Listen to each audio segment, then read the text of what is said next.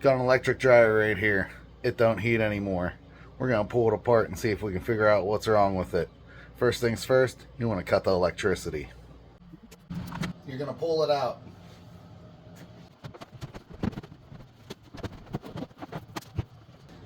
You're going to pull all the bolts out the back.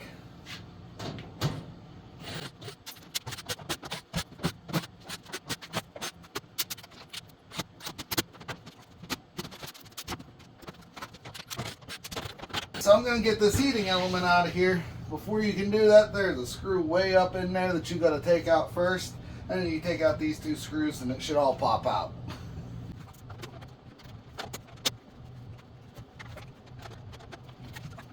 While I'm down here, I'm also going to take this tube out so it's out of my way and I can clean it. Alright, you're also going to want to disconnect all the wires from the side of here, but make sure you take a picture of it before you start disconnecting them so that you know exactly where they go when you put it back together.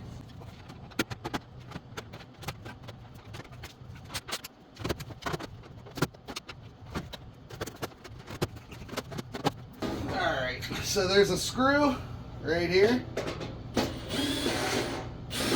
Take that out of there. And you can pull this heating element out. You can usually, if they're bad, visually inspect them and find a break.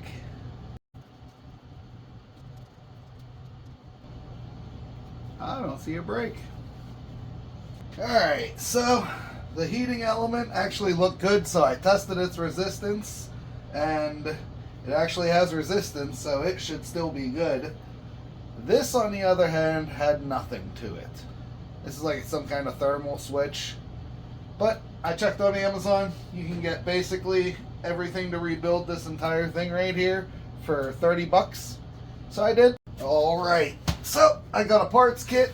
We're going to replace all the parts in this. It was 30 bucks, why not? So, well, let's get to work.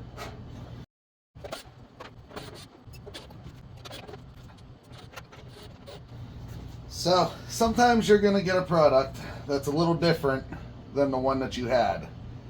As you can see, these, I don't know, fin things here need to be bent inward so that it can fit in, because it's a little wider than the original.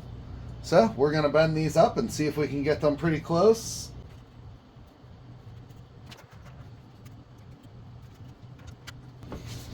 Alright, let's see if we can fit her in. So the screw's not going to match up, so I'm going to actually have to go get a little bolt to put in there to hold it in place. Just to show you what I'm working with.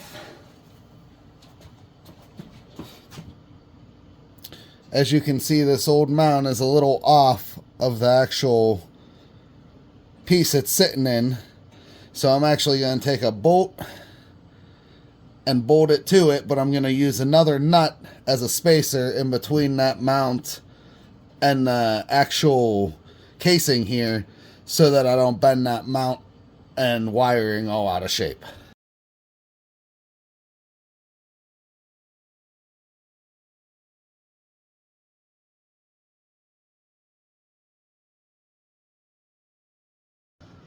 That's how it looks.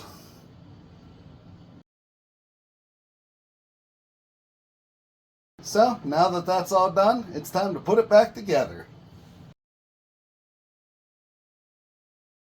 It's a lot easier if you use a magnetic bit to put these back in.